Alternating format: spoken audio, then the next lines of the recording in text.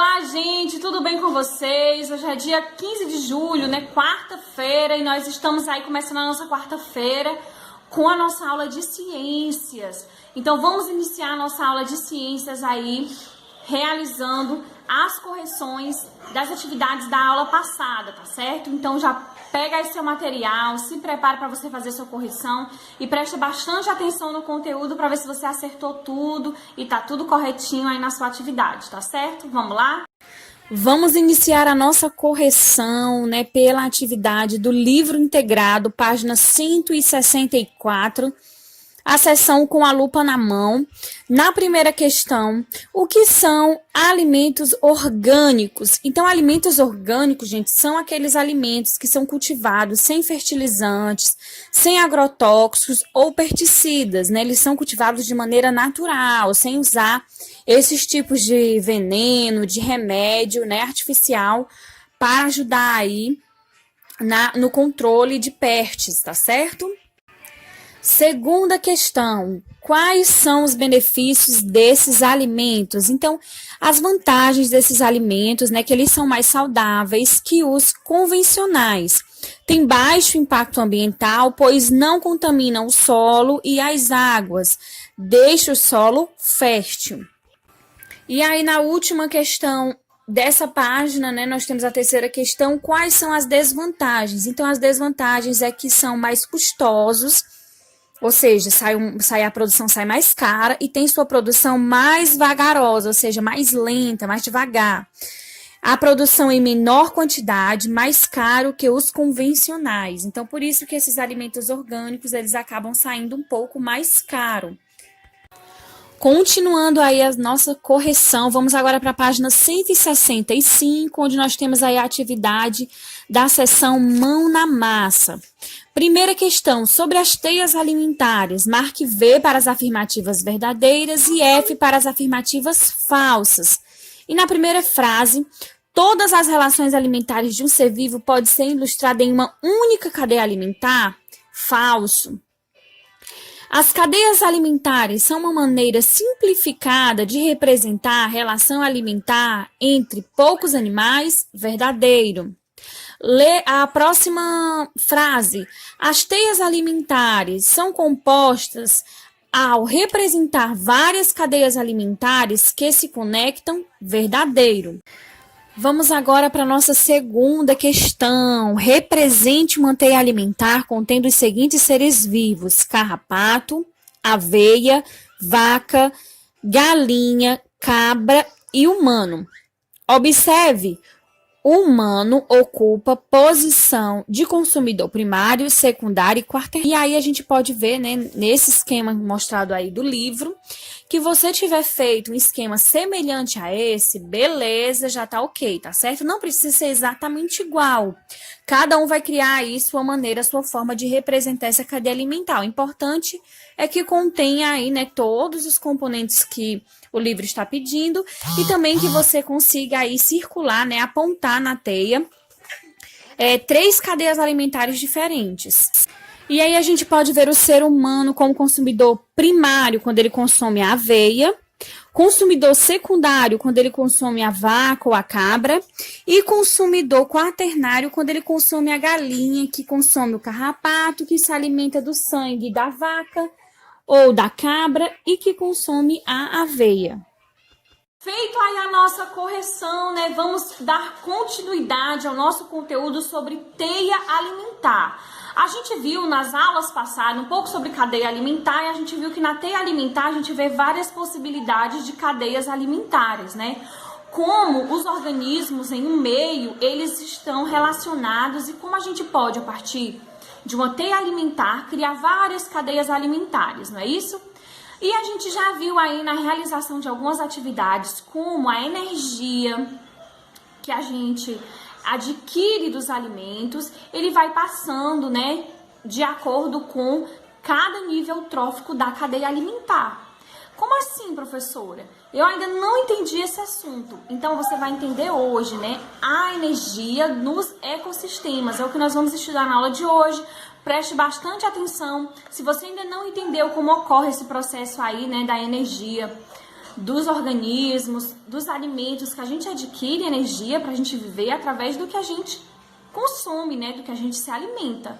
Então é sobre isso que a gente vai estudar na aula de hoje. Preste atenção na explicação para você aprender um pouco mais. Vamos lá?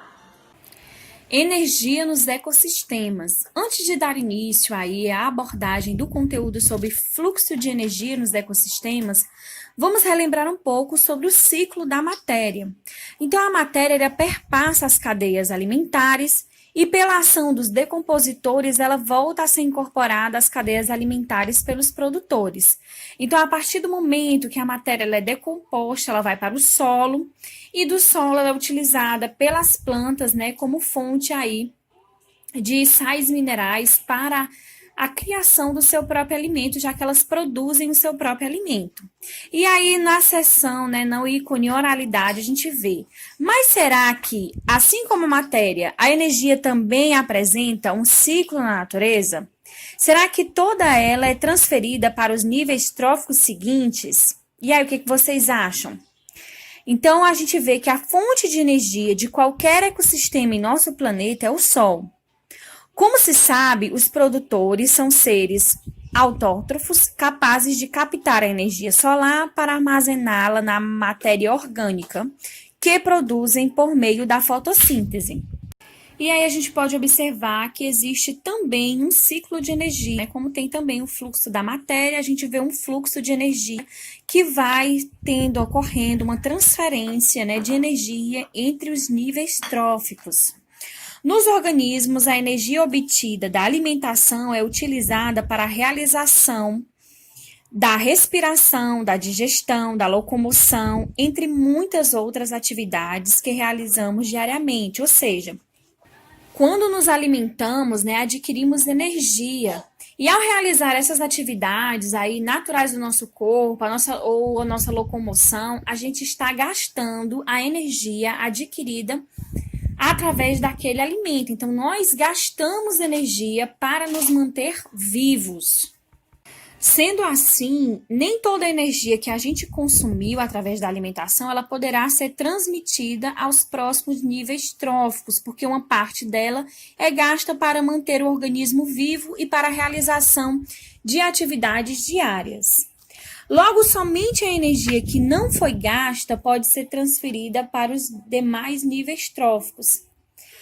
Ainda diferentemente da matéria, a energia não consegue retornar a ser reciclada, pois seu fluxo é unidirecional. Vocês sabem o que é unidirecional? Aí no glossário, né, a gente já pode ver o significado dessa palavra. Unidirecional é que ela só tem uma única direção. Então, diferente da matéria que retorna para a planta, né, que é o ser produtor do seu próprio alimento, ela não volta para nenhum dos níveis, ela vai sendo gasta e tem apenas uma única direção, que é a de ser consumida, a de ser gasta. E uma das melhores formas de mostrar como ocorre aí esse fluxo de energia é utilizando as pirâmides, né, que representam a quantidade de energia que há em cada nível trófico. A base da pirâmide, onde estão os produtores, é sempre maior, pois são eles que retêm a energia do Sol, enquanto as outras partes da pirâmide vão diminuindo ao longo dos níveis seguintes, já que cada nível trófico, certa quantidade de energia é gasta. Logo, a energia que passa de um nível trófico para o seguinte é sempre menor. E aí a gente pode ver, tanto no livro como aqui no vídeo, um esquema aí de pirâmide que mostra a quantidade de energia em cada nível trófico. E aí nesse esquema apresentado a gente pode ver, né, as setinhas verdes. Vejam aí as setinhas verdes, que é a transferência para o nível trófico seguinte de energia. Então, vocês estão vendo aí, né, que a setinha ela vai ficando até mais fina ao decorrer de cada nível trófico que vai passando, dos produtores para o consumidor primário, consumidor secundário, consumidor terciário e consumidor quaternário. E a gente vê as setinhas vermelhas como representação da energia gasta ou consumida em cada nível. Então, a gente vê que ela não vai passando de um nível para o outro, ela vai sendo jogada para fora da pirâmide, porque ela está sendo o quê? Utilizada por cada um desses consumidores que estão apresentados aí. Então, essa seta vermelha, ela representa exatamente a energia que é consumida pelos próprios organismos para mantê-los vivos, de modo que essas setas apontam sempre para fora do sistema. E aí vocês podem ver um outro esquema de pirâmide mostrando o fluxo de energia agora com seres, né, que vivem aí no mar, na água, né?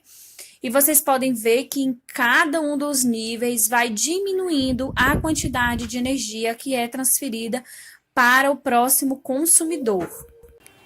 Ainda aí na página 167, lá em cima na página, a gente vê o ícone do RA, da realidade aumentada, onde vocês vão poder colocar aí o celular, a câmera do celular, e ver essa realidade aumentada, a lógica da cadeia alimentar. E aí, nesse objeto digital, vocês poderão aplicar de forma lúdica e divertida o que vocês estudaram aqui nessa aula sobre o fluxo de energia nas teias alimentares. Então, vocês vão ver aí, né, várias opções, várias frases, e vocês vão poder realizar aí esse joguinho sobre o fluxo de energia nas cadeias alimentares. E lógico também, né, nas teias alimentares, e assim vocês vão poder estar colocando em prática o que vocês aprenderam na aula.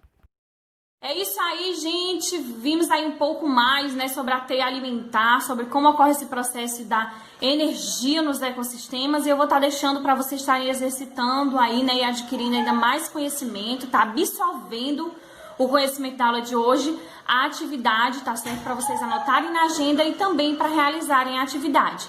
Então é isso, gente. Um grande beijo. Até a nossa próxima aula e tchau, tchau.